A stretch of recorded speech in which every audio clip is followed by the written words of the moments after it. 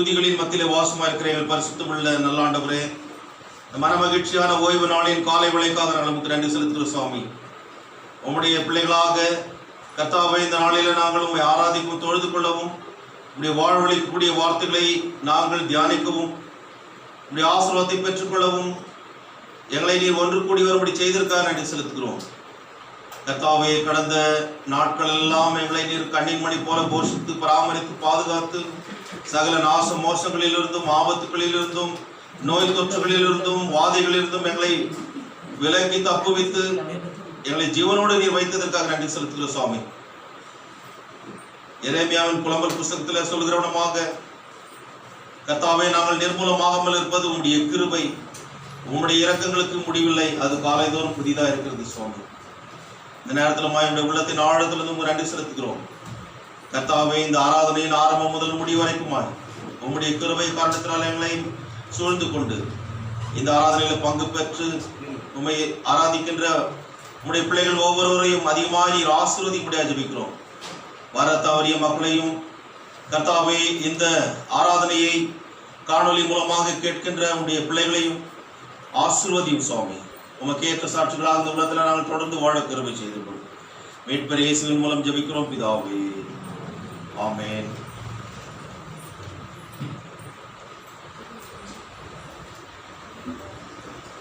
முதலாவது பாடலை நாம் பாடுவோம்.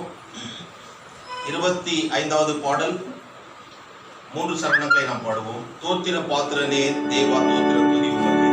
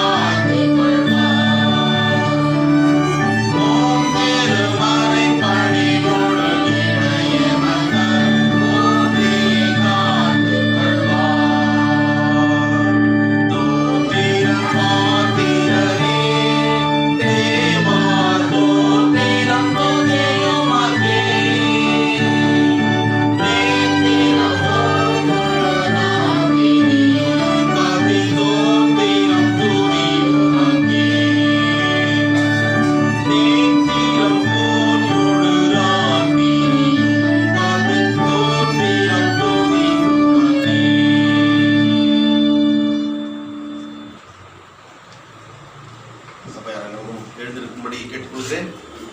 காலை ஆராதனை முறைமையை நாம் பின்பற்றுவோம். தி ஆர்டர் ஆஃப் மேட்டின்ஸ், பக்கம் 45.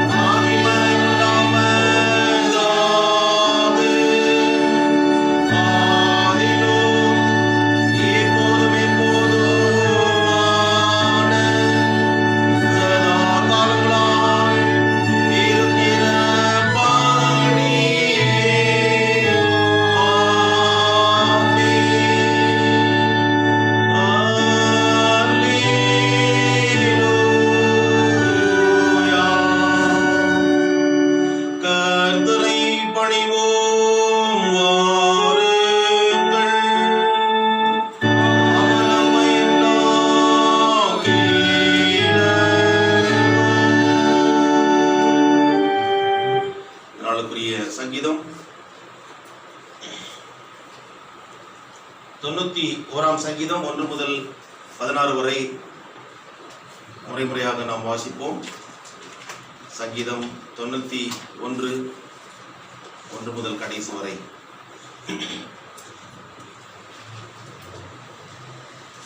பாடல் புஸ்தகத்திலே 190வது பக்கம். உன்னதமானவரின் மறைவில் இருக்கிறவன் சர்வ வல்லவரின் நிழலில் தங்கியிருப்பான்.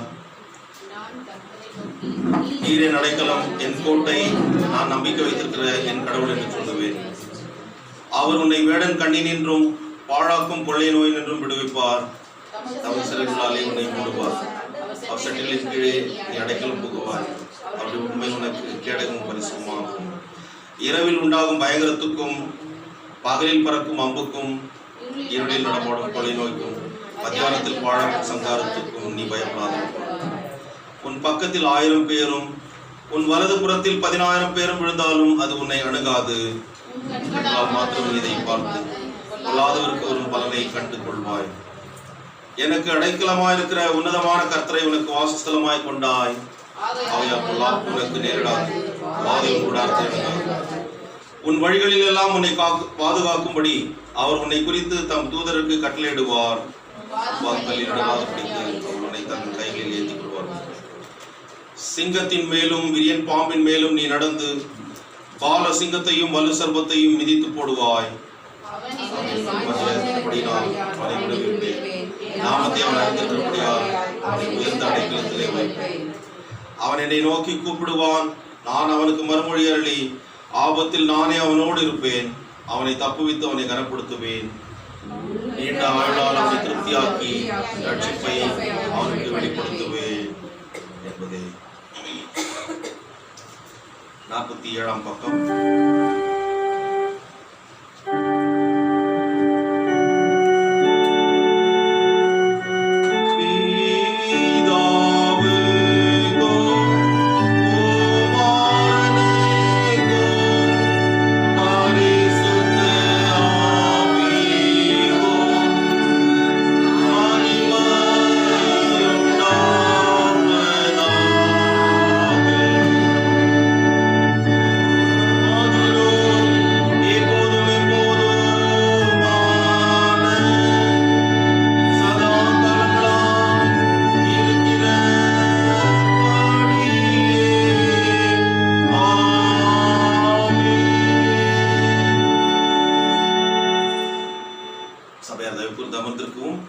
திருத்துவ பண்டிகை பிந்தின 2ஆம் ஞாயிறு இந்த நாளுக்கு என்று குறிக்கப்பட்டிருக்கின்ற வேத பாகங்களை வாசிக்க கேட்போம்.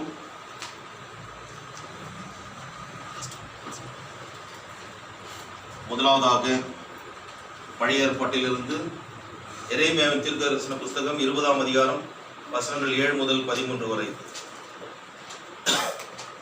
First reading is taken from the Old Testament text, the prophetic book of Jeremiah, chapter 20, verses 7 to 13.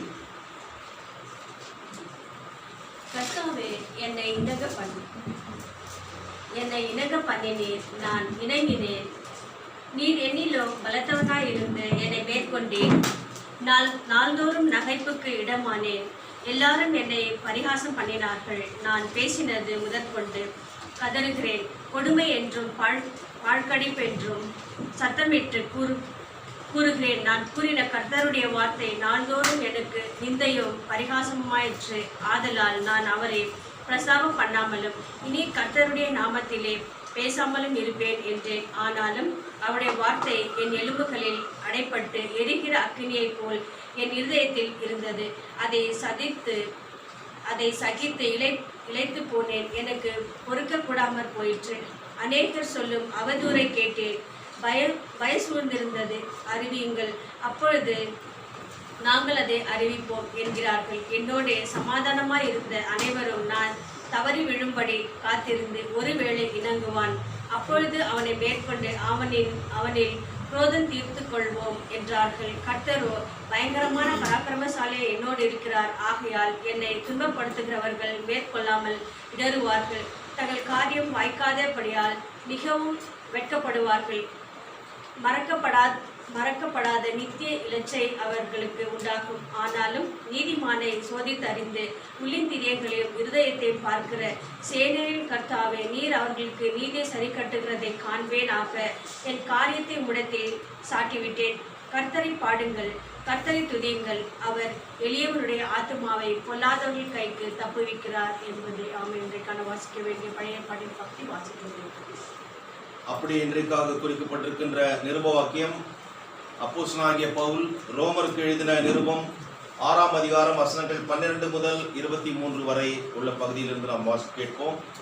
Today's epistle reading is taken from the epistle of St. Paul to Romans, chapter 6, verses 12 to 23. Epistle reading is taken from Romans chapter 6, verses beginning to read from 12 to 23. Sin must no longer rule in your mortal bodies, so that you obey the desires of your natural self. Nor must you surrender any part of yourselves to sin to be used for wicked purposes. Instead, give yourselves to God as those who have been brought from death to life, and surrender your whole being to Him to be used for righteous purposes. Sin must not be your master, for you do not live under law but under God's grace. What then, shall we sin because we are not under law but under God's grace? By no means. Surely you know that when you surrender yourselves as slaves to obey someone, you are in fact the slaves of the master. You obey either of sin, which results in death, or of obedience, which results in being put right with God. But thanks be to God, for though at one time you were slaves to sin, you have obeyed with all your heart the truths found in the teaching you received. You were set free from this sin and became the slaves of righteousness. At one time you surrendered yourselves entirely as slaves to impurity and wickedness of wicked purposes.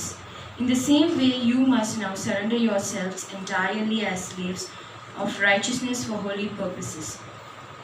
When you were the slaves of sin, you were free from righteousness.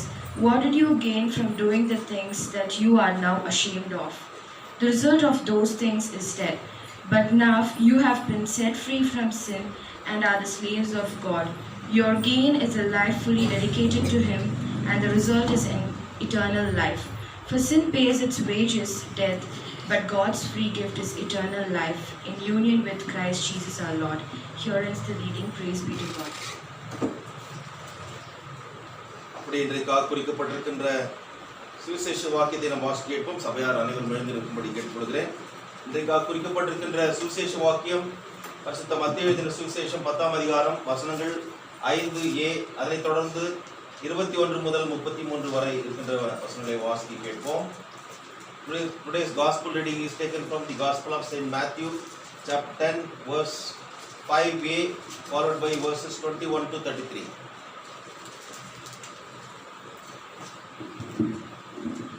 இன்றைக்கான சுவிசேஷ வாக்கியம் அது பரிசுத்த மத்தேயு எழுதின சுவிசேஷம் 10ஆம் அதிகாரம் வசனங்கள் 5 முதல் பக்கம் மற்றும் 21ஆம் வசனம் 33 வரை வாசிக்கிறேன்.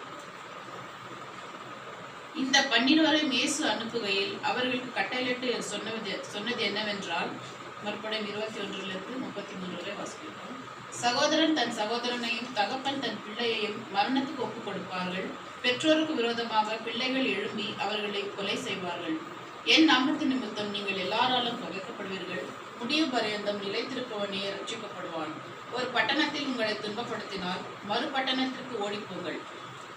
மனுஷகுமார் வருவதற்குள்ளாக நீங்கள் இஸ்ரவேலருடைய பட்டணங்களை எல்லாம் சுற்றி முடியாதென்று மெய்யாகவே உங்களுக்கு சொல்லுகிறேன். சீஷன் தன் போதகனிலும் வேலைக்காரன் தன் எஜமானிலும் மேற்பட்டவன் அல்ல. சீஷன் தன் போதகனை போலவும் வேலைக்காரன் தன் எஜமானை போலவும் இருப்பது போதும். வீட்டெஜமானையே பெயர் செபுல் என்று சொன்னார்களானால் அவன் வீட்டாரை அப்படி சொல்வது அதிக நிச்சயம் அல்லவா? அவர்களுக்கு பயப்படாதிருங்கள். வெளியாக்கப்படாத மறைபொருளும் இல்லை, அறியப்படாத இரகசியமும் இல்லை. நான் உங்களுக்கு இருளிலே சொல்லுகிறதை நீங்கள் வெளிச்சத்திலே சொல்லுங்கள், காதிலே கேட்கிறதை நீங்கள் வீடுகளின் மேல் பிரசித்தம் பண்ணுங்கள். ஆத்மாவை கொல்ல வல்லவர்களாயிராமல் சரீரத்தை மாத்திரம் கொள்ளுவர்களுக்கு நீங்கள் பயப்பட வேண்டாம். ஆத்மாவையும் சரீரத்தையும் நரகத்திலே அழிக்க வல்லவருக்கே பயப்படுங்கள். ஒரு காசுக்கு 2 அடைக்கலான் குதிரைகளை விற்கிறார்கள் அல்லவா?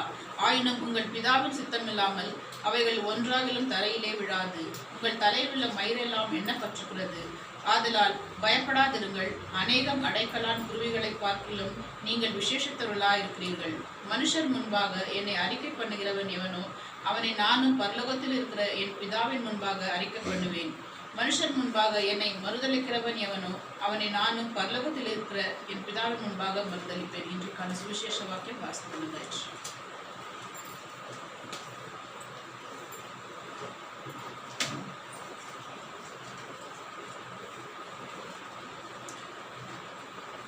நாற்பத்தி 8ஆம் பக்கம். ஆண்டவரே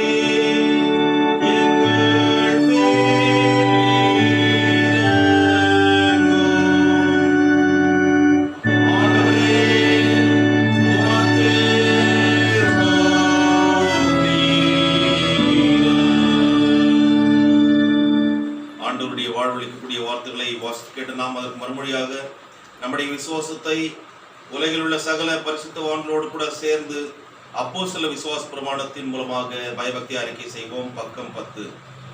பரலோகத்தையும் உலகத்தையும் படைத்த சர்வவல்ல பிதாவாகிய கடவுளை விசுவாசிக்கிறேன். அவருடைய ஒரே குமாரனும் நம்முடைய ஆண்டவருமாகிய இயேசு கிறிஸ்துவை விசுவாசிக்கிறேன்.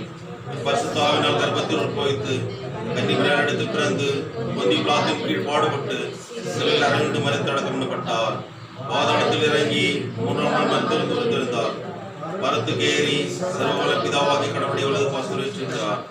அவ்விடத்திலிருந்து உயிருள்ளவரை மரித்தோர் நியாயத்திற்கு வருவார். பரிசுத்த ஆவியை விசுவாசிக்கிறேன். பொதுவான பரிசுத்த கிறிஸ்துவையும் பரிசுத்தவானுடைய ஐக்கியமும் பாவ மன்னிப்பும் சரீர உயிர்த்தெழுதலும் நித்திய ஜீவனும் உண்டு விசுவாசிக்கிறேன். ஆமென். சபையார் தயவு கூர்ந்து அமர்ந்திருக்கவும்.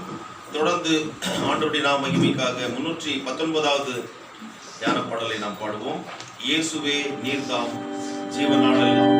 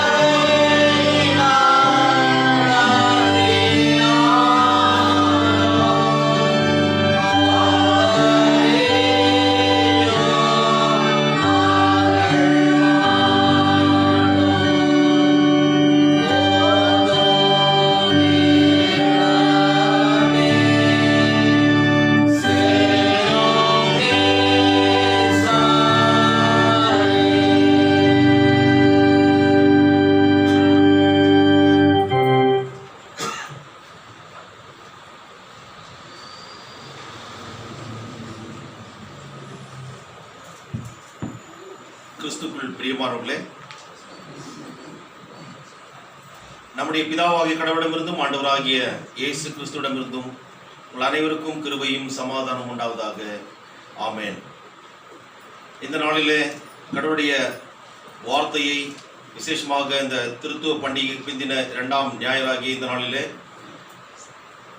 தியானிக்கு தெரிந்து கொள்ளப்பட்ட வேத பகுதி மத்திய எழுதின சுவிசேஷம் 10ஆம் அதிகாரம் வசனங்கள் 5a, அதைத் தொடர்ந்து 21 33 வரை இருக்கின்ற பகுதியிலிருந்து நாம் தியானம் செய்வோம். கடவுளுடைய வார்த்தையை தியானிப்பதற்கு முன்பதாக நம்முடைய இருதயங்களை தாழ்த்தி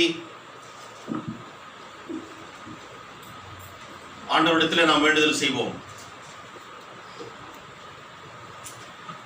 என் கன்மலையும் என் மீட்பருமாகிய கர்த்தாவே, என்னுடைய வாயின் வார்த்தைகளும் என்னுடைய இருதயத்தின் தியானமும் உம்முடைய சமூகத்திலே எப்பொழுதும் பிரீதியாயிருந்து கர்த்தாவே அதை எங்களுக்கு ஆசீர்வாதமாக விளங்கவும் கிருபை செய்துள்ளோம்.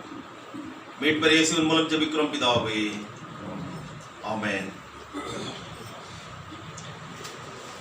கிறிஸ்துக்குள் பிரியமானவர்களே, கடந்த வாரத்தில் நாம் பார்த்தோம். அதனுடைய தொடர்ச்சியாக இந்த வாரத்தில் இந்த செய்தி நாம் தியானம் செய்ய இருக்கிறோம்.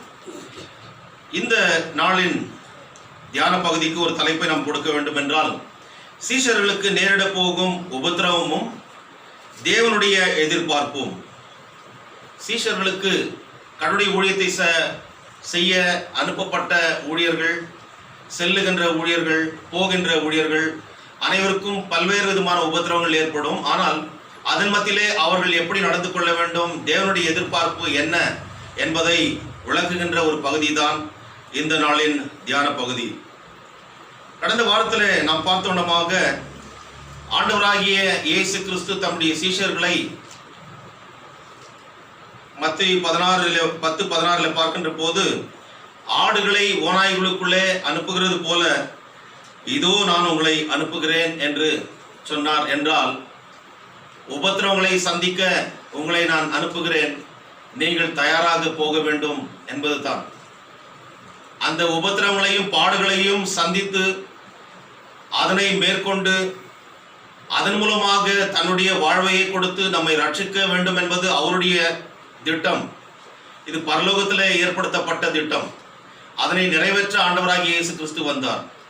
ஆண்டவராகிய இயேசு கிறிஸ்துடைய இந்த ரட்சிப்பின் பணியை அவர் செய்து முடித்த பிறகு அதனை தொடர்ந்து அவருடைய சீஷர்களும் செய்யத்தக்கதாக அவர் செல்கின்ற போது அவர்களுக்கும் பல்வேறு விதமான உபத்திரவங்கள், போராட்டங்கள் உண்டு என்பதை இங்கே அவர் நினைப்பூட்டி அவர்கள் அதனை சந்திக்கவும் கடவுளுடைய நாம மகிமைக்கென்று பின்வாங்காமல் இருக்கத்தக்கதாகவும் அவர்களை வழிநடத்துகிறார். கிறிஸ்துக்குள் பிரியமானவர்களே, இந்த நாளின் செய்தியிலே பார்க்கின்ற போது 12 சீஷர்களையும் அவர்களுக்கு கட்டளை கொடுத்து அவர் அனுப்புகிற போது அவர் சொன்னது என்னவென்றால் 5ஆம் வசனத்தில் பார்க்கிறோம். 21 பார்க்கிறோம், சகோதரன் தன் சகோதரனையும் தகப்பன் தன் பிள்ளையையும் மரணத்துக்கு ஒப்புக் கொடுப்பார்கள், பெற்றோருக்கு விரோதமாக பிள்ளைகள் எழும்பி அவர்களை கொலை செய்வார்கள். ஒரு வினோதமான ஒரு ஸ்டேட்மெண்ட்டை இங்கே பார்க்கிறோம். வசனத்தை, சகோதரன் தன் சகோதரனையும் தகப்பன் தன் பிள்ளையையும் மரணத்திற்கு ஒப்புக் கொடுப்பார்கள், பெற்றோருக்கு விரோதமாக பிள்ளைகள் எழும்பி அவர்களை கொலை செய்வார்கள். இது போல சம்பவம் நடந்திருக்குதா? இந்த காலத்தில் நடந்திருக்குது. வேதத்தின் காலத்தில் நடந்திருக்குதா? சகோதரனை கொல்லுகின்ற காரியம் யாரு? காயின் ஆபேலை கொன்றான். Very good. அடுத்ததாக பார்க்கின்ற போது யோசேப்பை தன்னுடைய சகோதரர்களே ஒரு பாழும் கிணற்றில் தள்ளி போட்டார்கள், அவன் செத்து போகட்டும் என்று சொல்லி. அந்த குரோத உணர்வை அவர்கள் வெளிப்படையாக காட்டினார்கள். ஆனால் கடவுள் அவனை தூக்கி எடுத்தார். சகோதரனை எதிர்க்கின்ற ஒரு காரியம். சரி, தந்தை மகனை எதிர்க்கின்ற கொன்று போட்ட காரியம் இருக்கிறதா? சொல்ல முடியுமா? தாவீது தன்னுடைய மகன் அப்சலோமை அவன் தாவீதுக்கு விரோதமாக தன்னுடைய தகப்பனாருக்கு விரோதமாக எழுப்புகின்ற போது அவனை கொன்று போட ஆணை பிறப்பித்தான். கொன்று போட்டார்கள். இன்றைக்கு கூட நடக்கிறது. சொத்து விஷயமாக தன்னுடைய தகப்பனையே கொன்று போடுகின்ற, அல்லது தகப்பனார் தாயார் சேர்ந்து பிள்ளைகளை கொன்று போடுகின்ற நிலைமையெல்லாம் இன்றைக்கு நடைபெறுகிறது. காலம் ரொம்ப கெட்டு போச்சுன்னுவாங்க. கலிகாலம். இன்றைக்கு நீயும் நானும் வாழ்கின்ற காலம் தான் அது. ரொம்ப மோசமான காலம். இனி என்ன நடக்குமோ எல்லாம் ஆண்டவருடைய கரத்தில் இருக்கிறது. கிறிஸ்துக்குள் பிரியமானவர்களே, இங்கே நாம் பார்க்கின்ற போது எதிர்த்து நிற்பவர்கள் எல்லாம் எதிரியும் அல்ல, உடன் இருப்பவர்கள் எல்லாம் உறவுகளும் அல்ல. கரெக்ட் தானே? கூட இருக்கிறவங்க உறவு நம்ம சொல்றோம், ஆனா அவங்க உறவும் இல்லை. எதிர்க்கிறவங்களெல்லாம் எதிரிகளும் அல்ல. காலமும் சில சூழ்நிலைகளும் தான் அவர்கள் எப்பேற்பட்டவர்கள் என்பதை தோலுரித்தி நமக்கு காட்டுகிறது. ஓ, இவங்க இப்படி எப்பேற்பட்டவர்களா? அது சொல்லணும்னா ரயில் போன பிறகுதான் நமக்கு அந்த தண்டவாளம் தெரியுது. அதே போலதான் மனுஷனோட பழகின பிறகுதான் அவருடைய வண்டவாளம் புரிகிறது, இல்லைங்களா? நம்முடைய குடும்பத்தில் இருக்கிறவர்கள், நம்முடன் உடன் பிறந்தவர்களே. ஆகினால் தான் கடவுளுடைய வசனம் சொல்லுறது, மனுஷனுக்கு சத்துரு அவன் வீட்டாரே என்று சொல்லி. அதுக்காக வீட்டுக்கு போன உடனே நீ என்னுடைய சத்துருன்னு சொல்லக்கூடாது. இது ஒரு சில நேரங்களில் சொல்லியிருக்கிறேன் நான். நம்ம எல்லாருக்கும் ஒரே ஒரு சத்துரு இந்த உலகத்தில் உண்டு என்றால் அது பிசாசு மாத்திரமே. ஆனால் இப்பேற்பட்ட சூழ்நிலையில நம்மை கொண்டு வருகின்ற போது நாம் மிக ஜாக்கிரதையாக இருந்து கடவுளுக்கு ஏற்ற பிள்ளைகளாக நாம் வாழ பழகிக்கொள்ள வேண்டும். வீட்டில் கூட பிறந்தவங்க எல்லாம் நிறைய பேர் இருப்பாங்க. எல்லாரும் நல்லவங்கன்னு சொல்லி யார் சர்டிஃபை பண்ணுறது? நம்ம சர்டிஃபை பண்ண முடியாது. ஆனால் நம்ம நினைப்போம் எல்லாம் நல்லவங்க தான். இப்போ ஸ்கூலுக்கு போகிறான், காலேஜுக்கு போகிறான், இல்லை வேலைக்கு போயிட்டு வரான், இல்லை வெளியே எங்கேயோ போயிட்டு வரான்னா ஏதோ ஒரு நல்ல காரியமாக தான் போய்ட்டோம். தீமையான காரியம் செய்ய கூட போயிட்டு வருவாங்க. ஆனால் நமக்கு தெரியாது. ஸோ நல்லவர்கள்லாம் எல்லாரும் நல்லவர்கள் என்று நினைப்பது தவறு இல்லை. ஆனால் எல்லா நேரமும் நல்லவர்களாகவே அவர்கள் இருப்பார்கள் என்று நினைப்பது தான் தவறு. புரிச்சுங்களா? ஸோ ஆகினால ஊழித்து செல்லுகின்ற சீஷர்களும் கூட அவர்கள் போய் சொல்லுகின்ற போது எல்லாரும் அவர்களுக்கு ரத்தின கம்பள வரவேற்பை கொடுப்பார்கள் என்று எதிர்பார்க்க முடியாது. ஒருவர் தன்னுடைய அந்த ஸ்டேட்டஸ்ல அவர்கள் தொடர்கின்ற போது, தன்னுடைய மதத்தை அவர்கள் வணங்கி கொண்டிருக்கின்ற போது, தெரிந்தோ தெரியாமலோ அறிந்தோ அறியாமலோ அது உண்மையோ பொய்யோ ஏதோ ஒன்று பழகிட்டோம் நான் வணங்கின்னு போறேன்னு சொல்லும் போது அவர்களை மனமாற்ற, அவர்களிலே ஒரு டிரான்ஸ்ஃபார்மேஷன் ஏற்படுத்த செல்லுகின்ற போது கடவுளுடைய வார்த்தை மூலமாக அது சாத்தியமாகும். ஆனால் செல்லுகின்ற போது அதனை அவர்கள் அவ்வளவு லேசாக ஏற்றுக்கொள்ள மாட்டார்கள், எதிர்ப்பார்கள். அதுதான் மனிதனுடைய சுபாவம். மனிதனுடைய சுபாவத்தை நாம் சாதாரணமாக புரிந்து கொள்ளவே முடியாது. மனுஷனுடைய குணத்தை எதற்கு ஒப்பிடுவார்கள்? கரெக்டா சொல்லுங்க, கரெக்டா சொன்னீங்க. குரங்குக்கு தாவி தாவி போம். மனித மனம் ஒரு குரங்கு என்று சொல்லி கூட கவிஞர்கள் பாடுகிறார்கள், பாடல்களிலே பார்க்கிறோம். அப்படி என்றால் மனுஷனுடைய குணாதிசயம் அவன் குரங்கு போல தாவுகிறான் என்றால் அவன் நல்லவன் இல்லை என்பதை இதன் மூலமாக புரிந்து கொள்ள முடியுது. கடவுள் ஒருவர் மாத்திரமே நல்லவர். ஆண்டவராகிய இயேசு கிறிஸ்து சொல்லுகிறார், கடவுளை தவிர நல்லவர் வேறு ஒருவரும் கிடையாது என்று சொல்லி. கிறிஸ்துவுக்குள் பிரியமானவர்களே, கடந்த புதன்கிழமை நண்பர் சுவிசேஷ ஜபக்குழுவினுடைய முன்னாள் பொதுச் செயலாளரும் ஜபத்தில் ஒரு பெரிய வழிகாட்டியாக இருந்த அருமையானன் பேட்ரிக் ஜாஷ்வா அவர்கள் தன்னுடைய 81வது வயதில் கர்த்தருக்குள் நித்திரையடைந்தார்.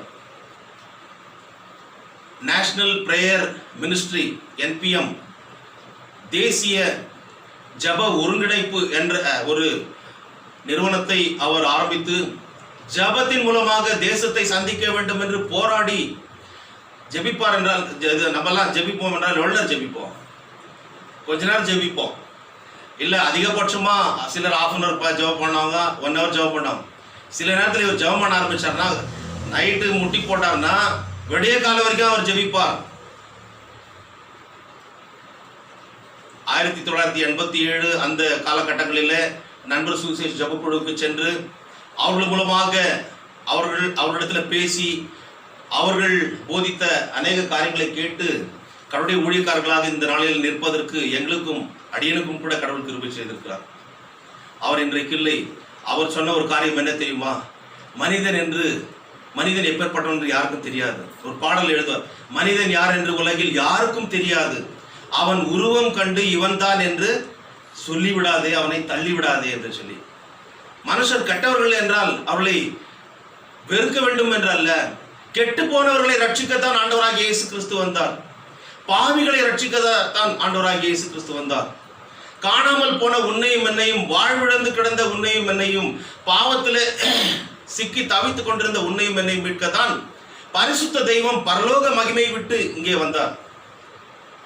அவர் எவ்வளவு கரிசனை உள்ளவர் இல்லைங்களா? அந்த கரிசனை அவரை பின்பற்றி செல்கின்ற சீஷர்களுக்கும் தேவை என்பதை இங்கே அவர் விளக்குகிறார். மனுஷன் பிறக்கின்ற போது கடவுளுடைய சாயலாக படைக்கப்பட்டான். கடவுளோடு உலாவுகின்ற ஒரு அனுபவத்தை ஏதேன் தோட்டத்தில் பெற்றான். ஆனால் அவனுக்கு மனுஷனுக்கு ஆசை தேவைதான். ஆனால் பேராசை வருகின்ற போது அங்க பெரு நஷ்டம்தான். அந்த பிசாசு விலக்கப்பட்ட அந்த கனியை புசிக்க வேண்டும் என்று சொன்ன போது கடவுளுடைய வார்த்தை மீறி அவர்கள் புசித்தார்கள். இருவரும் புசித்த பிறகு கடவுள் கேட்கிறார், ஏன் ஒளிஞ்சுக்கிறீங்க? நாங்கள் நிர்வாணிகளா இருக்கின்றபடினால் ஒளிந்து கொண்டோம் என்று. அப்ப கேட்கிறார், நீங்கள் நிர்வாணிகள் என்று யார் சொன்னது? இல்ல, நீர் விளக்கின அந்த கனியை நாங்கள் புசித்தோம். யார் உங்களை புசிக்க சொன்னது? சொன்னனே, ஏன் கேட்கலையா? இல்ல, அந்த சர்ப்பம் தான் எங்களை வஞ்சித்தது. பழி போடுறான். நீ ஏன் சாப்பிட்டேன்னு கேட்கும்போது ஆதாம் சொல்றான், இந்த என்னோட கூட இருக்கும்படி கொடுத்த இந்த பெண் தான் இது மாதிரி பண்ண. எல்லாவற்றையும் படைத்து நல்லது என்று கண்ட கடவுள் இந்த மனுஷனை ஏன் தான் படைச்சோமோ என்று சொல்லி அவர் வேதனைப்பட்டார். ஆதியாகமம் 6:5-6-7 பார்க்கின்ற போது மனுஷனுடைய அக்கிரமம் பூமியிலே பெருகினது என்றும், ஜெனிசிஸ் 6:5-6-7 மனுஷனுடைய அக்கிரமம் பூமியிலே பெருகினது என்றும், அவன் இருதயத்து நினைவுகளின் தோற்றமெல்லாம் நித்தமும் பொல்லாததே என்றும் கர்த்தர் கண்டு, மனுஷனுடைய இருதயத்தின் நினைவின் தோற்றமெல்லாம் நித்தமும் பொல்லாததே, எப்பவுமே கெட்ட யோசனையோட தான்.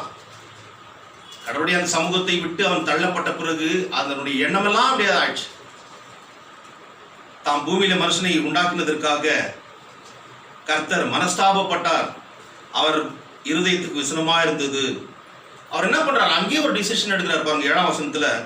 அப்பொழுது கர்த்தர், நான் சிருஷ்டித்த மனுஷனை பூமியின் மேல் வைக்காமல், இன்ஸ்டன்ட் இது டிசிஷன் இல்லையா, உடனடியாக எடுக்கிறார். பூமியின் மேல் நான் வைக்காமல், மனுஷன் முதற்கொண்டு மிருகங்கள், ஊரும் பிராணிகள், ஆகாயத்து பறவைகள் பரியந்தம் உண்டாயிருக்கிறவைகளை நிக்கிரகம் பண்ணுவேன். I will wipe out, I will blot out, I will uproot them. மனுஷன் ஒருத்த செய்த பாவத்தின் நிமித்தமாக எல்லாத்தையும் நான் அழிச்சு போடுறேன் அப்படின்றார். எல்லாவற்றையும் சிருஷ்டித்தவர், எல்லாவற்றின் மேலும் அதிகாரம் கொண்டவர். He is Almighty God, L Shaddai, சர்வ வல்லவர். கிறிஸ்துக்குள் பிரியமானவர்களே, இந்த கெட்டுப்போன தன்மை தான் இன்றைக்கும் நம்மை தொடர்ந்து கொண்டிருக்கிறது. கடவுளுக்கு விரோதமாக செய்யப்படுகின்ற காரியங்களினால் தான் இன்றைக்கு வாதைகள் அதிகமாக பெருகி கொண்டிருக்கிறது. நாம் பார்க்கிறோமே, இன்றைக்கு கொரோனா, இந்த தொற்று வியாதி பேண்டமிக் உலகம் முழுசும் பரவி கிட்டத்தட்ட 88 லட்சம் மக்கள் பாதிக்கப்பட்டிருக்கார்கள். இன்னும் இந்த மந்த் எண்ட்ல 1 கோடி ஆயிடும் பாதிக்கப்பட்டவர்கள். பாசிட்டிவ் COVID-19 பாசிட்டிவ் கேசஸ் கிட்டத்தட்ட 4.5 லட்சம் மக்கள் மரித்திருக்கிறார்கள் இதுவரைக்குமா. இன்னும் பரவிக்கொண்டே இருக்கிறது தீவிரமாக. நம்முடைய தேசத்திலும் மிக அதிகமாக பரவிக்கொண்டே இருக்கிறது. சைக்ளோன்ஸ், புயல்கள் வந்தது. ஆம்பன் புயல் வெஸ்ட் பெங்கால், ஒடிசாவை புரட்டி போட்டது. அதே போல நிசர்கா புயல் மகாராஷ்டிராவை புரட்டி போட்டது. வெட்டுக்கிளிகள் வந்து பயமுறுத்தினது. பூமி அதிர்ச்சிகள், மழையில்லாத காடுகள் எல்லாம் பற்றி எறிகின்ற. இன்றைக்கு நீயும் நானும் வாழ்கின்ற இந்த நாட்டில, நம்முடைய இந்த உலகத்துல நாம் பார்க்கிறோம், கடவுளுடைய வருகை இவைகள்லாம் சொல்லுகின்றது. அவருடைய வருகை ஆயத்தமாக இருக்கிறது, சீக்கிரமாக இருக்கிறது என்பதை. ஆனால் கூட மக்கள் திருந்தின பாடில்லை. அவர்களால் தான் இப்பேற்பட்ட ஒரு நிலைமையெல்லாம் ஏற்பட்டு கொண்டிருக்கிறது. இந்த கிளைமேட் சேஞ்சஸ் ஏற்படுகிறது. அடுத்ததாக இந்த பூமி வெப்பமயமாகின்ற ஒரு காரியம். இந்த காரியங்களால் யாரால் ஏற்படுகின்றால் மக்களுடைய பேராசினால் ஏற்படுகின்ற ஒரு காரியம். இத்தனை பிரச்சனைகளையும் உடைய மனுஷனை மீட்டெடுக்கத்தான் ஆண்டவராகிய இயேசு கிறிஸ்து வந்தார். அவர்களை விட்டுவிட அல்ல. ஏனென்றால் அவர் படைத்தவருக்கு தான் அந்த உரிமை உண்டு. மறுபடியும் அவர்களுக்கு புதுவாழ்வு, புனர்ஜென்மம் கொடுக்க வேண்டும் என்றால். ஆகவே தேவனாகிய கர்த்தர் தன்னுடைய ஒரே பிரான குமாரனாகிய ஆண்டவராகிய இயேசு கிறிஸ்துவை அனுப்பி அவர்களை அவர் ரத்தம் சிந்தி மரித்து அவர் மூலமாக அந்த ரட்சிப்பை பெறும்படி செய்தார். இதை பின்பற்றி தான் நாமும் செல்ல வேண்டும், சீஷர்களும் செல்ல வேண்டும் என்று சொல்லி இங்கே அவர் சொல்கிறார், நற்செய்தியும் கடவுளுடைய களங்கமற்ற அன்பையும் இலவசமான ரட்சிப்பையும் கூறி மனமாற்றம் உண்டு பண்ண செல்கின்ற போது என்ன வரும்? இங்கே 22ஆம் வசனத்தில் சொல்கிறார், என் நாமத்து நிமித்தம், மத்தேயு 10:22, என் நாமத்து நிமித்தம் நீங்கள் எல்லாராலும் பகைக்கப்படுவீர்கள், முடிவு பரியந்தம் நிலைத்திருப்பவனே ரட்சிக்கப்படுவான். என் நிமித்தமாக எல்லாராலும் பகைக்கப்படுவீர்கள் என்றால் யார் யாரால பகைக்கப்படுவார்கள்? ஊழியத்துக்கு போறவங்க வந்து சாதாரணமா சொல்லிட்டு வந்துட முடியாது. எவ்வளவு எதிர்ப்பு இருக்கிறது என்பதை இன்றைக்கு நம்ம மத்தியில் வந்திருக்கின்ற சகோதரர் மோசஸை கேட்டா சொல்லுவார். ஏன்னா மிஷன் ஃபீல்ட்ல போய் சொல்லும் போது எப்பேற்பட்ட எதிர்ப்புகள். நார்த் இந்தியாலலாம் அப்படி கிடையவே கிடையாது. இன்றைக்கு கேள்வி கேட்க ஆரம்பித்தார்கள், ஏன் சொல்லுகிறீர்கள் வேண்டாம் என்று சொல்லி. 30 முக்கோடி தேவர்களை வணங்கி கொண்டிருக்கிறவர்கள் அதிலே இயேசு கிறிஸ்துவை சொல்லுகின்ற போது மாத்திரம் வேண்டாம் என்று சொல்கிறார்கள் என்றால் நன்றாக யோசித்து பாருங்கள். அவர் மூலமாகத்தான் மனமாற்றம், அவர் மூலமாகத்தான் ஒரு டிரான்ஸ்ஃபார்மேஷன் ஏற்படுகிறது. அது அவர்களுக்கு தேவையில்லை, ஆகவே எதிர்க்கிறார்கள். இங்கே நாம் பார்க்கின்ற போது 21ஆம் வசனத்தில் பார்த்த குடும்பத்திலிருந்து இந்த பிரச்சனைகள் வரும். குடும்பத்தில் ஒருத்தர் ஊழியத்துக்கு போறாருன்னா ஃபர்ஸ்ட் அங்கதான் தொல்லை வரும். எப்போ பார் பைபிளும் கையுமா எடுத்துன்னு போறாரு, இந்த அம்மா போறாங்களே, எப்போ பார் ஜபான்னு போயிடுறாங்களே. வீட்டில் இருக்கிறவங்களே என்ன பண்ணுவாங்க, குற்றச்சாட்டு வைக்குவாங்க. அது நடக்கும். ஏன்னா 21ஆம் வசனத்தில் அது தெளிவாக போடப்பட்டது. அடுத்ததாக இயேசு கிறிஸ்து ஊழியம் செய்கின்ற போது அவருடைய இனத்தார், அவருடைய மக்களை சேர்ந்த மக்கள் உறவினர்கள் சொன்னார்கள். மார்க் 3:29 பார்க்கின்ற போது அவர் மதிமயங்கி இருக்கிறார் என்று சொல்லி. ஊழியம் செய்யறது எல்லாரும் போய் அற்புதம் செய்யறது, பிசாசை விரட்டும் போது அவர் மதிமயங்கி இருக்கிறார், he has gone out of his mind என்று சொல்லி அவரை குற்றம் சாட்டுகிறார். இயேசு கிறிஸ்து பச்சை மரத்துக்கே இப்படி என்றால் பட்ட மரத்துக்கு என்ன ஆகும் யோசிப்பார். அடுத்தது ஊழியம் செய்தவர்களுக்கு திருச்சபையிலிருந்து பல பிரச்சனைகள் உண்டாகும். நான் வாலிபனாக இருந்த போது நான் என்னுடைய தாய் திருச்சபையில் ஊழியம் செய்யும் மிஷனரி ஸ்தாபனங்களோடு கூட செல்கின்ற போது என்ன சொன்னாங்க, மோசஸ் கூட இருக்கிறார், தடைகள் போகக்கூடாது என்று சொல்லி தடைகள் பண்ண. திருச்சபையில் தடைகள் வரும். இயேசுடைய காலத்தில் கூட கிறிஸ்துக்குள் பிரியமானவர்களே, மார்க் 3:22 பார்க்கின்ற போது எருசலேமில் இருந்து வந்த வேத பாரகர்கள் இவன் பெயல்செபூலை கொண்டிருக்கிறான், பிசாசுகளின் தலைவனாலே பிசாசுகளை துரத்துகிறான் என்றார்கள். ஏசாமி செய்கிற அற்புதத்தை பார்த்து அப்ரிஷியேட் பண்ண வேண்டியதானே. நீ அப்ரிஷியேட் பண்ணா கூட சும்மா இருந்தா போதும். ஆனா என்ன சொல்றார்கள், பிசாசுகளின் தலைவனாகி பெயல்செபூலின் மூலமாக பிசாசுகளை துரத்துகிறான். யாராவது செய்வாங்களா? அவர் விளக்கி அவர்களுக்கு புத்தி சொல்லுகிறார். கிறிஸ்துக்குள் பிரியமானவர்களே,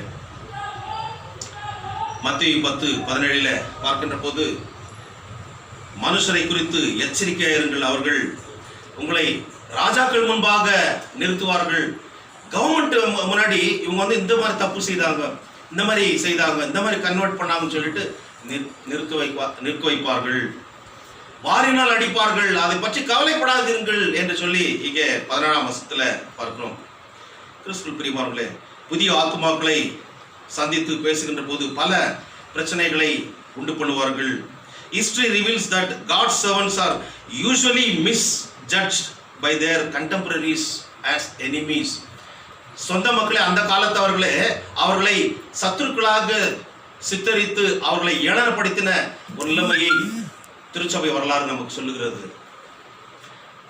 D.L. மூடி பிரசங்கியார், உலக பிரசித்தி பெற்ற ஊழியக்காரர். அவர் ஊழியம் செய்கின்ற போது அவருடைய நண்பர்களே அவரை கிரேசி மூடி என்று சொல்வார்கள். கிரேசி என பைத்தியக்காரன் என்று சொல்லி. அதே போல பவுல் அப்போஸ்தலன் கூட, அதாவது அப்போஸ்தலர் 26ஆம் அதிகாரம் 24 25 வரைக்கும் பார்க்கின்ற போது அங்கே மிக தெளிவாக போடப்பட்டது. பவுல் மனமாற்றம் அடைந்து கடவுளை ஏற்றுக்கொண்ட பிறகு சவுலாக இருந்த மனுஷன் பவுலாக மாற்றப்பட்ட பிறகு அவன் ஊழியம் செய்கின்ற போது பவுலை பார்த்து மேட், பைத்தியக்காரன் என்றார்கள். உன்னையும் என்னையும் கூட ஊழியத்திற்கு செல்கின்ற போது பைத்தியக்காரன் ஏதோ உளறான்னு சொல்றார். ஞானிகளை வெட்கப்படுத்தத்தான் தேவன் பைத்தியங்களை உலகிலே தெரிந்து கொண்டார். பலமுள்ளவர்களை அவமாக்கத்தான் பலவீனர்களை தெரிந்து கொண்டார் அன்றைக்கு சீஷர்களை தெரிந்து கொண்ட தெய்வம், ஆதி அப்போஸ்தலர்களை தெரிந்து கொண்ட தெய்வம் இன்றைக்கு உன்னையும் என்னையும் தெரிந்து கொண்டிருக்கிறார். ஆகவே தான் அடிக்கடி நான் சொல்வேன், we are not devotees but we are all disciples. கடவுளுடைய சீஷர்களாக, நாம் பக்த கோடிகளாக அல்ல, அவரை பின்பற்றி செல்கின்ற, அவரை அறிவிக்கின்ற, அவருக்கு சாட்சி பகருகின்ற மக்களாக கடவுள் நம்மை தெரிந்து கொண்டிருக்கிறார். மத அடிப்படைவாதிகள் மத்தியில நாம் போய் பேசுகின்ற போது பவுலுக்கு அந்த அனுபவம் இருந்தது. அவர் என்னதான் சொல்றாங்கன்னு கேட்டு அவர்கள் குற்றம் கண்டுபிடிப்பார்கள். மத அடிப்படைவாதிகள் இயேசு கிறிஸ்து அற்புதங்களையும் அவர் ஊழியங்களையும் செய்கின்ற போது, திருச்சபையில போய் அவர் பிரசங்கம் பண்ணுகின்ற போது வேத பாரகர்கள், பரிசேயர்கள், பிரதான ஆசிரியர் குற்றம் கண்டுபிடித்தார்கள். இப்படி நாமும் செய்கின்ற போது திருச்சபையிலும் வரும், வெளியிலும் வரும், சமுதாயத்திலும் வரும், எல்லா இடங்களிலிருந்து வரும், அரசாங்கத்திலிருந்து வரும், வீடுகளிலிருந்து வரும். என் நிமித்தம் நீங்கள் எல்லாராலும் பகைக்கப்படுவீர்கள். இது மத்தியில் நம்ம என்ன பண்ணோம்? பின்மாற்றம் அடைந்து நம்ம போயிடலாமா? ஐயோ, இந்த மாதிரி எல்லாம் எதிர்பார்த்து ஒரு அவமானம், என்ன பண்றது, சகிக்க முடியலையே, பின்மாறி போயிடலாமா?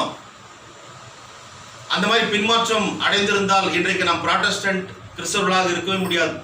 மார்ட்டின் லூத்தர் அன்றைக்கு போப்புனுடைய அந்த கள்ள உபதேசத்தை, அவர்கள் செய்கின்ற அந்த பாவ மன்னிப்பு சீட்டை அவர் எதிர்த்து நின்றார். சுவிசேஷத்திற்காக என்னுடைய ஜீவன் போனாலும் பரவாயில்லை என்று சொல்லி மார்ட்டின் லூத்தர் அவர் துணிந்து நின்றார். Here I stand in the word of the Lord. கர்த்தருடைய வார்த்தையிலே நிற்கிறேன். ஓம்ஸ் நகரத்திலே பார்க்கின்ற போது எல்லா பெரிய பெரிய அறிஞர்களெல்லாம் கூடி அவர் எழுதின அந்த புஸ்தகத்தை கடவுளுடைய வார்த்தைக்கு விரோதமானது என்று சொல்லி மறுதலிக்க சொல்கிறார்கள். They compelled him to denounce all his writings as a heresy. ஆனால் அவர் என்ன சொல்கிறார்? கிடையாது, நான் கர்த்தருடைய வார்த்தைக்கு கீழ்ப்படிந்து அதன் அடிப்படையில் நான் எழுதினேன், அதனை நான் மறுக்க முடியாது என்று சொல்லி தைரியமாக நின்றார். அவர் அங்கு போய் செல்வதற்கு முன்பதாக பல பிரச்சனைகள் உண்டு பண்ணினார்கள். ஓம்ஸ் நகர ஒவ்வொரு வீடுகளின் ஓடுகள் மேலும் ஒவ்வொரு பேய் இருந்தாலும் கூட நான் போவேன் என்று சொல்லி தைரியமாக சென்றார். ஒரு பெரிய புராட்டஸ்டன்ட், அதாவது எதிர் மறுக்கிற ஒரு நிலைமையை ஏற்படுத்தினார். ஒரு சீர்திருத்தத்தை திருச்சபையில் ஏற்படுத்தினார். இன்றைக்கு வேதம் நமக்கு கிடைக்கத்தக்கதான ஒரு பெரிய காரியத்தை செய்தார் என்றால் அது ஒரு பெரிய தியாகம். பல பகைகளை அவர் சம்பாதிக்க வேண்டியது இருந்தது. கிறிஸ்துக்குள் பிரியமானவர்களே, 2008 வருஷத்துல கந்தமால் ஒரிசாவில் நடைபெற்ற சம்பவம், அதாவது கடவுளுக்கு விரோதமாக ஒரு பெரும்பான்மை கூட்டம் இன்றைக்கு இருக்கிறது. ஏனென்றால் இது ரெக்கார்ட் பண்ணப்படுறதுனால நான் சொல்ல, ஒரு 85 வயது மனிதர் கந்தமாலில் இருக்கின்ற ஒரே ஒரு கிறிஸ்தவரை கூட விடமாட்டார். ஒரே ஒரு சர்ச் இருக்காது, 1,85,000 பேர் இருக்கிறாங்க. எல்லாரையும் நான் அவர் வேற இருப்பேன் என்று சொல்லி ஒரு காரியத்தை சொன்னார். ஆனால் நடந்தது என்ன? மாவோயிஸ்டுகள் அவரை சுட்டு கொன்று போட்டார்கள். அங்க இருக்கின்ற அநேக மாவோயிஸ்டுகள் கடவுளுடைய வார்த்தை கேட்டு திருந்தி இருக்கிறார்கள். ஆனால் இவர் சொன்ன ஒரு காரியம், ஒருவர் கூட இங்கே இருக்க முடியாது, நான் பார்த்து விடுகிறேன் என்று சொல்லி. 85 வயசு, எவ்வளவு தைரியம்! சொன்னவர் இல்லை. ஆனால் அவர் சுட்டு வீழ்த்தப்பட்ட பிறகு இதற்கு காரணம் கிறிஸ்தவர்கள் என்று சொல்லி 92 போதகர்களை, பாஸ்டர்ஸை கொன்று போட்டார்கள். திருச்சபைகள் இடிக்கப்பட்டது. கிறிஸ்துக்குள் பிரியமானவர்களே, நினைத்தார்கள் இவர்களை ஒழித்து கட்டிவிடலாம் என்று சொல்லி. இன்றைக்கு தமிழ்நாட்டுக்கு அடுத்தபடியாக அதிகமான மிஷனரிகள் எழும்போது ஒரிசாவில் தான். என்ன மோசம்? கோதுமை மணி நிலத்தில் விழுந்து சாகாதிருந்தால் தனித்திருக்கும், செத்ததாகில் மிகுந்த பலனை கொடுக்கும். கிறிஸ்துக்குள் பிரியமானவர்களே, ஆண்டவர் சொல்கிறார் வசனம் 26, அவர்களுக்கு பயப்படாதிருங்கள். வேற யாருக்கு தான் பயப்படணும்? இப்போ கொண்டு போட்டுருவாங்களே, எப்படி பயப்படாம இருக்க முடியும்? ஆண்டவர் சொல்கிறார் 28 வசனத்துல, அவர்களுக்கு பயந்து அவருடைய சித்தத்தை விட்டு பின்வாங்க கூடாது. கடவுளுடைய சித்தத்தை விட்டு நாம் பின்வாங்க கூடாது. இன்றைக்கு நாம் வாசி கேட்ட நிருபத்தில் பார்க்கணும், பாவத்தின் சம்பளம் மரணம், ஆனால் தேவனுடைய கிருபை வரமோ நம்முடைய கர்த்தராகிய இயேசு கிறிஸ்துவினால் உண்டான நித்திய ஜீவனாய் இருக்கிறது. நித்திய ஜீவனுக்கு வழியை காட்டுகின்றவர்கள், we are all guides for them to lead them towards the eternal life. பரலோகத்தை நோக்கி செல்ல அவர்களுக்கு வழிகாட்ட செல்லுகின்ற அந்த கைடுகளாக நாம் இருக்கின்ற போது, வழிகாட்டிகளாக இருக்கின்ற போது, அவர்கள் பயமுறுத்துகின்ற போது அந்த காரியத்தை விட்டு விலகலாமா, பின்வாங்கலாமா? யாருக்கு தான் பயப்பட வேண்டும் என்று சொல்லி அவர் சொல்லுகிறார். 28ஆம் வசனத்தில், ஆத்துமாவை கொல்ல வல்லவர்களாயிராமல் சரீரத்தை மாத்திரம் கொல்லுகிறவர்களுக்கு நீங்கள் பயப்பட வேண்டாம். ஆத்துமாவையும் சரீரத்தையும் நரகத்திலே அழிக்க வல்லவருக்கே பயப்படுங்கள். ஆண்டவருக்கு மாத்திரம் பயப்படணும். ஏனென்றால் அவர் ஆத்துமாவையும் சரீரத்தையும் நரகத்தில் தள்ள வல்லவர். ஆனால் இங்கே அந்த மீட்கின்ற பணிக்காக நம்மை அனுப்புகின்ற போது சரீரத்தை மாத்திரம் கொல்லுகிறவர்களுக்கு நாம் பயப்பட வேண்டிய அவசியம் இல்லை. அதனைத்தான் கந்தமாலிலே அநேக ஊழியக்காரர்கள் செய்தார்கள், அநேக போதகர்கள் செய்தார்கள், மிஷனரிமார்கள் செய்தார்கள், அநேக விசுவாசிகள் இன்றைக்கும் அவர்கள் தைரியத்தோடு இருக்கார்கள். எங்களுக்கு உண்மையான ஒரு மறுவாழ்வு கிடைத்தது, எங்களுடைய பிள்ளைகள் எல்லாம் படிக்கிறார்கள், எங்களுடைய பிள்ளைகள் எல்லாம் கெட்ட பழக்கம், எங்களுடைய வீட்டில் இருந்தவர்கள் பெரியவர்கள் எல்லாம் கெட்ட பழக்கத்தை விட்டு இன்றைக்கு உயிருள்ள தேவனை வணங்கி கொண்டிருக்கிறார்கள். ஆகவே எந்த பிரச்சனை வந்தாலும் சந்திக்க நாங்கள் தயார். இயேசு கிறிஸ்துவை விட்டு நாங்கள் பின்வாங்க மாட்டோம். புதிய விசுவாசிகள் சொல்லுகின்ற ஒரு பிரகடனம். ஆகவே கடவுளுடைய வார்த்தையை அறிவிக்க செல்கின்ற போது பல பிரச்சனைகள் வரும். இன்றைக்கு நாம் கேட்ட பழைய ஏற்பாட்டில் பார்க்கின்ற போது எரேமியா அவர் அழுகையின் தீர்க்கதரிசி என்று சொல்வார், வீப்பிங் ப்ராஃபெட். ஜனங்கள் மத்தியில் போய் அவர் சொல்லுகின்ற போது அவர்களுடைய தவறை உணர்த்துகிறார், ராஜாவுடைய தவறை உணர்த்துகிறார். நீங்கள் சிறைப்பட்டு போவீர்கள் என்று சொல்கிறார். ஆனால் அதனை கேட்ட பிறகு அவரை எதிர்க்க ஆரம்பிக்கிறார்கள். பாருங்க, அந்த ஸ்டேட்மெண்ட் ஜெரேமியா 27-13 ரொம்ப வேதனையா இருக்குது. எரேமியா கடவுள் தீர்க்கதரிசியை தெரிந்து கொண்ட பிறகு அவர் தீர்க்கதரிசி சொன்ன அவரை ஏளனப்படுத்துகிறார்கள், பரிகாசப்படுத்துகிறார்கள். 7-8 வசனத்துல அவர் வார்த்தை நிமித்தம் இடரல் அடைந்த மக்கள் அவரை எதிர்க்க, தூற்ற, வெறுக்க ஆரம்பிக்கிறார்கள். இந்த துன்பத்தை பார்த்த பிறகு அவர் இதில் விட்டு விடலாம், சொல்றது வேணாம்னு சொல்லி அவர் என்ன பின்மாற்றம் அடைய அவர் யோசிக்கும் போது கடவுளுடைய வார்த்தை அவரை பலப்படுத்துகிறது. 9ஆம் வசனம் எரேமியா 20:9 கடவுளுடைய வார்த்தை அவரை நெருக்கி ஏவுகிறது. தன்னை கொன்று போட்டாலும் கர்த்தருக்கு என்று நான் நிற்பேன் என்று சொல்லி கடைசியில தைரியமாக அவர் அறிவிக்கிறார். அதே போல அந்த எக்ஸைல், சிறைப்பட்ட வாழ்க்கை, டெபோர்டேஷன் ஏற்படுகிறது. எல்லாரையும் கடத்தி கொண்டு போகிறார்கள். கடைசியில அவர்களோடு கூட எசேக்கியேல் தீர்க்கதரிசி கூட அந்த கஷ்டத்தை அனுபவிக்க, அந்த exile is also popularly known as exile prophet Ezekiel, இவருடைய காலத்தவர் தான். ஆனால் கடைசியில் அவர் சொல்கின்ற காரியம் என்ன?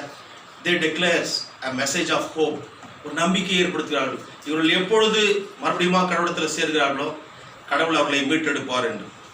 ஆகவே கிறிஸ்துவுக்குள் பிரியமானவர்களே, நாம் ஊழியம் செய்ய செல்கின்ற போது பல பிரச்சனைகள் நமக்கு வரலாம். அவர்களின் மத்தியிலே நம்மை காப்பாற்ற கடவுள் நம்மோடு கூட இருக்கிறார். இன்றைக்கு நாம் வாசி கேட்ட சங்கீதத்தில் 91 சங்கீதம் 1:14 பார்க்கின்ற போது 11 பார்க்கின்ற போது, உன் வழிகளிலெல்லாம் உன்னை காக்கும்படி தன்னுடைய தூதர்களுக்கு அவர் கட்டளையிடுவார். உனக்காக தம்முடைய தூதர்கள் கட்டளையிடுவார். 15ஆம் வசனத்தில் அவன் என்னை நோக்கி கூப்பிடுவான், நான் அவனை விடுவிப்பேன், அவனுக்கு மறு உத்தரவு அருள் செய்வேன், ஆபத்தில் நானே அவனோடு இருந்து அவனை தப்புவித்து அவனை கனப்படுத்துவேன். ஆண்டவர் நம்மை தப்புவிக்கவும் நம்மை விடுவிக்கவும், கடவுள் சித்தமானால் நாம் மரிக்கவும் அவர் அனுமதிப்பார். அதன் மூலமாகத்தான் அவருடைய நாமம் மகிமைப்பட வேண்டும். என்றால் விடுவிப்பது மாத்திரமல்ல, தப்புவிப்பது மாத்திரமல்ல, மரிக்கவும் கொடுப்பார். ஆகவே தான் ஆதி அப்போஸ்தலர்கள் தங்களை மரிக்க ஒப்பு கொடுத்தார்கள். அதனால் கிறிஸ்துவம் அழிந்ததா? சுவிசேஷம் அழிந்ததா? இன்றைக்கும் தொடர்ந்து கொண்டிருக்கிறது. அதனால் நாம் பலன் பெற்றோம். இன்றைக்கு கடவுளுடைய பிள்ளைகளாக நாம் வாழ்ந்து கொண்டிருக்கிறோம் என்றால் அன்றைக்கு அவர்கள் உண்மையோடும் உத்தமத்தோடும் செய்தார்கள். இன்றைக்கு நாமும் செய்ய கடவுள் நம்மை அழைக்கிறார். ஆகவே இந்த வார்த்தைக்கு, இந்த கட்டளைக்கு செவி கொடுத்து கடவுளுடைய பிள்ளைகளாக நாம் வாழ பரிசுத்த ஆவியானவர் தாமே நம்மை பலப்படுத்தி ஆசீர்வதித்து காப்பாராக. ஆமென். லாபத்துக்கு மேலான தெய்வீக சமாதானம் நம்முடைய இருதயங்களையும் சிந்தனைகளையும் கிறிஸ்து இயேசுக்குள்ளாக நம்மை பலப்படுத்தி காப்பாராக. ஆமென்.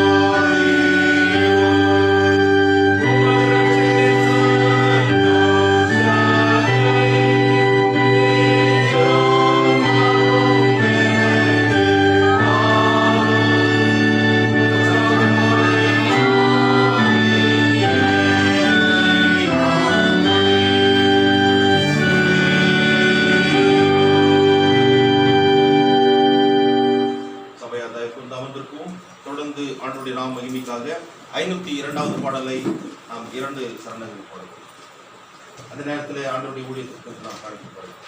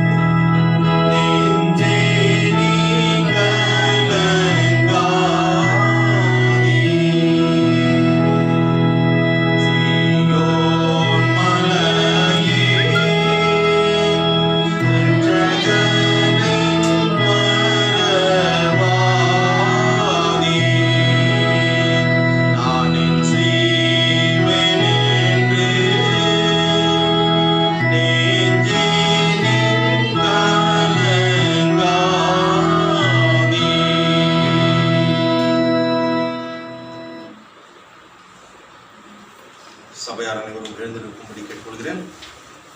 51ஆம் பக்கம் பிரார்த்தனை.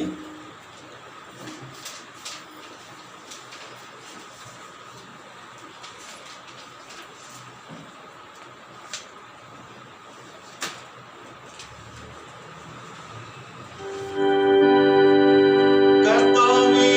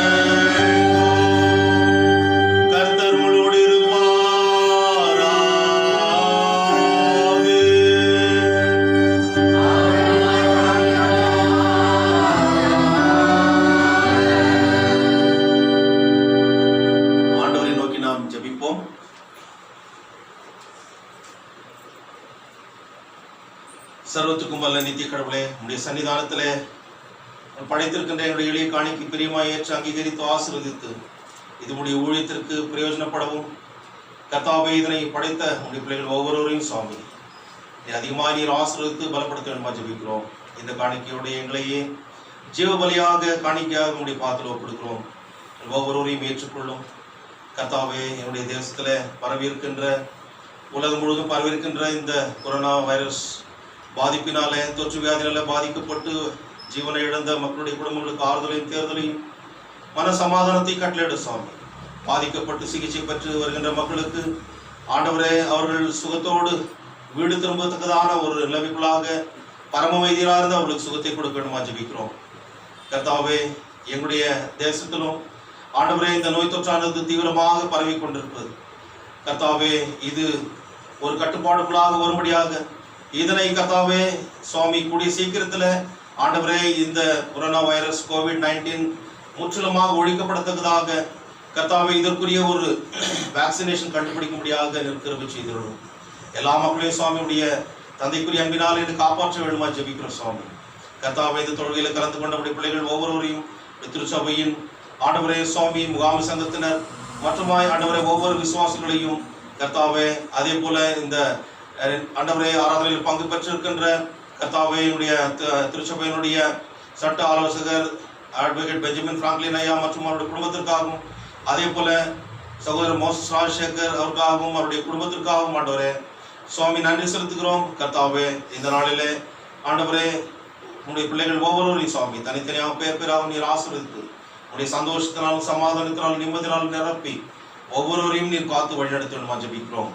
பரமபிதாவாகிய ஆண்டவரே, சர்வத்திற்கும் வல்ல நித்திய கடவுளே, நாங்கள் இந்த நாளை காண காப்பாற்றினவரே, இந்த நாளில் நாங்கள் பாவம் செய்யாதபடியும் எந்த விதமான ஆபத்துக்கும் உட்படாதபடியும் எங்களை பாதுகாத்து எங்கள் செயல்கள் எல்லாம் உம்மால் ஆண்டு நடத்தப்பட்டு உம்முடைய பார்வையில் செம்மையாக இருக்க செய்ய வேண்டும் என்று எங்கள் ஆண்டவராகிய இயேசு கிறிஸ்துவின் மூலமாய் உம்மை வேண்டிக் கொள்கிறோம் கர்த்தாவே. ஆமென். ஆண்டவருடைய ஆசீர்வாதத்தை நாம் பெற்றுக்கொள்வோம்.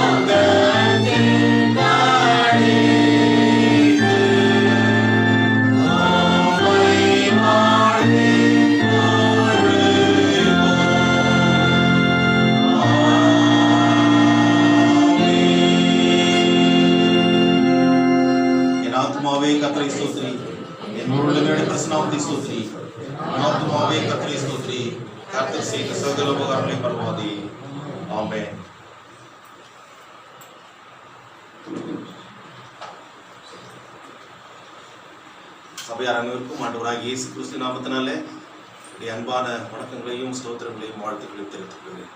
God bless you.